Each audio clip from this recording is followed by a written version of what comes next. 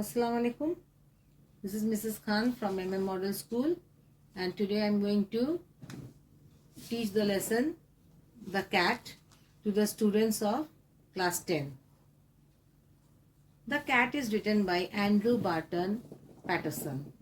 He was an Australian poet, journalist and author who wrote extensively on Australian life. His notable works include Waltzing, Matilda and Man from the Snowy River.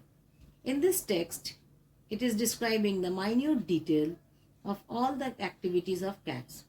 The humorous narrative takes us to the world of cats and indicates to us that they may not be gentle and timid creatures that we take them for. We think that cats are gentle, cats are timid, but they are not. Most people think that the cat is an unintelligent animal, fond of ease and caring, and little for anything but mice and milk. Most people, they think what? The cat is an unintelligent animal and they like easy living and they are very lazy and they care only about mice and milk. But a cat has really more character than most human beings and gets a great deal more satisfaction out of life. So, according to the writer, the cat has more characters than human being. That if you take down the characters of the cat, it has more characters, and it wants to grab all the satisfaction in its life. He or she is an athlete, an acrobat, and a grim fighter. So acrobat, you can see the physical movements of the cat. You can see how they stretch their legs, the forelegs and the hind legs, and seeing this, it can be described as a acrobat or an athlete.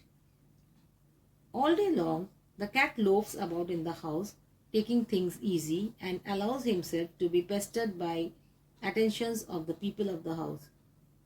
So it take things easy. Half the time you will you will see that the cat is sleeping on someone's door or moving here and there lazily, but it likes to attract the attention of the people of the house. To pass time away, he sometimes watches a mouse hole for an hour or two just to keep himself from dying of boredom.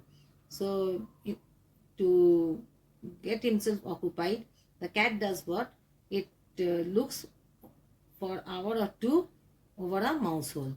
That maybe a mouse can come out from the hole and can catch the mouse. People get this idea that this sort of thing is all that holds life for a cat. But watch him as the shades of evening fall. You can see the cat as he really is.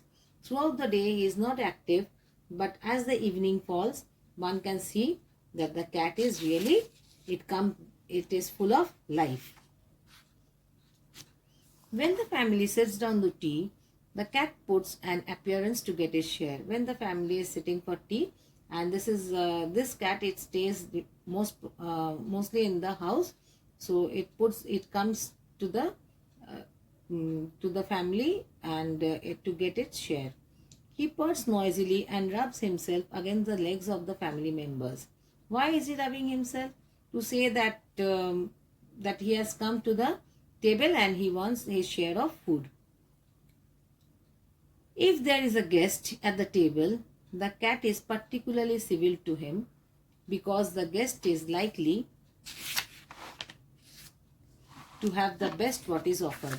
So even the cat knows that the guest is given the best of the food. So it goes to the guest and it purrs, it is moving its tail, it goes to the guest that something should be, the guest will offer something to the cat. Sometimes instead of giving him something to eat, the guest stoops down and strokes the cat. Sometimes it happens the guest is not giving him something to eat, but it is stroking the cat and saying, poor pussy, poor pussy. But the cat doesn't like it. He puts up his claws and quietly but firmly rakes the guest in his leg. What he does? He scratches the leg of the guest because he wants the food. He doesn't want any type of attention like the stroking of the guest. He is not liking that. He only wants the food from the guest. Wow, wow, said the guests. The cat struck his claws to me. The guest is saying that the cat has made a scratch over on my leg. The delighted family remarks. The family is very happy, as if the cat has done something great. Isn't it sweet of him?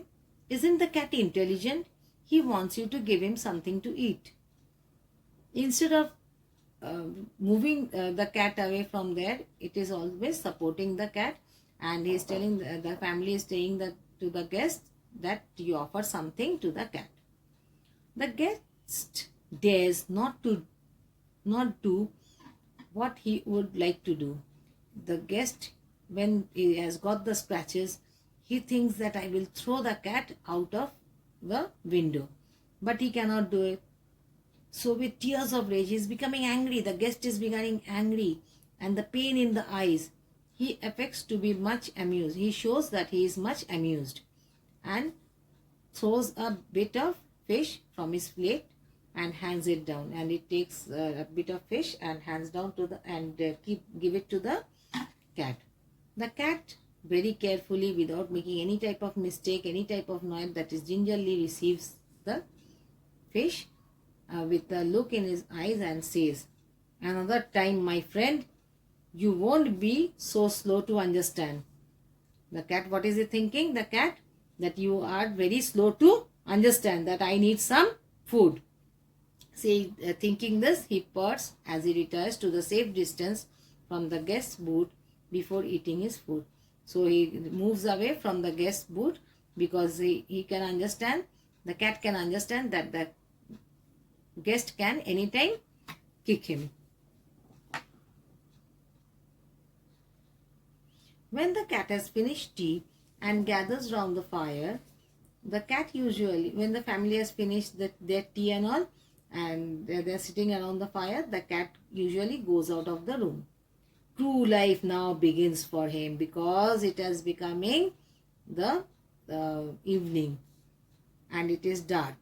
He saunters down his own backyard. So he goes down to the own backyard. What is the backyard? Behind the house there is a space where people keep their things like maybe a broken table, the things that are not used, unuseful things, and springs to the top of the fence. He jumps to the top of the fence of the house and drops slightly down to the other side, and he goes into the road. He leaves the house.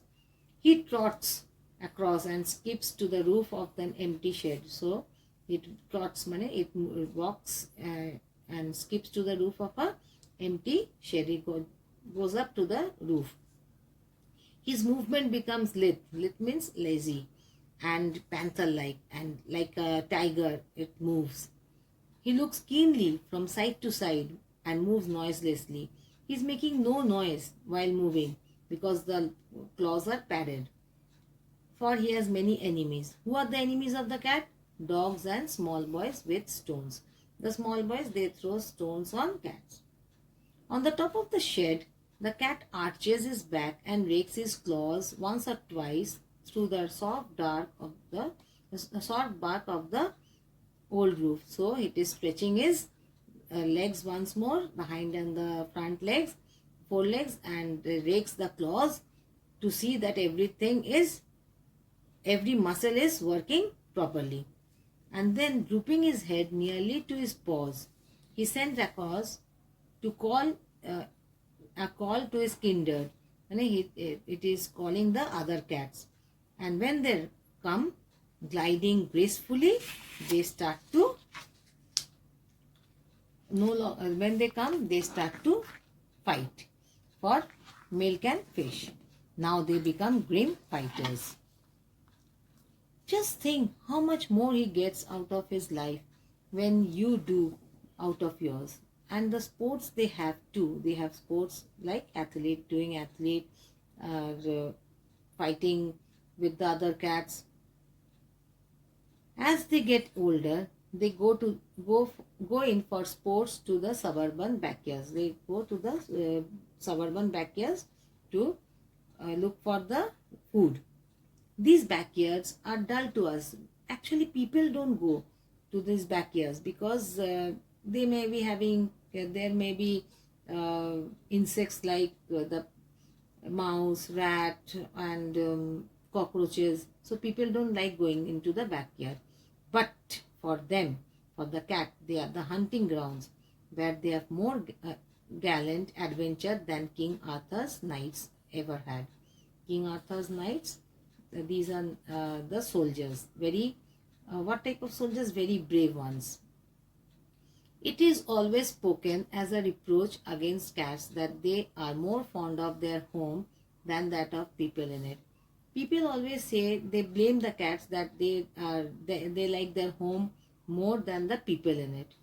Naturally, the cats doesn't like to leave his country. They don't want to leave the place where they live, the land where all his friends are, and where he knows every landmark. So the place where he has friends, the other cats, and the every piece, every land, every thing of that place, he knows it very well. Exiled in a new land, if he goes to a new land, if he is taken to a new place, he would have to learn new geography. He will have to again learn and again see the place to understand where what he can get, what type of food he can get, and he has to make new friends. So it's better to live in the previous place, in the old place. So when a family moves, if the family is moved from one place to another, and it allows the cat to stay in the old house.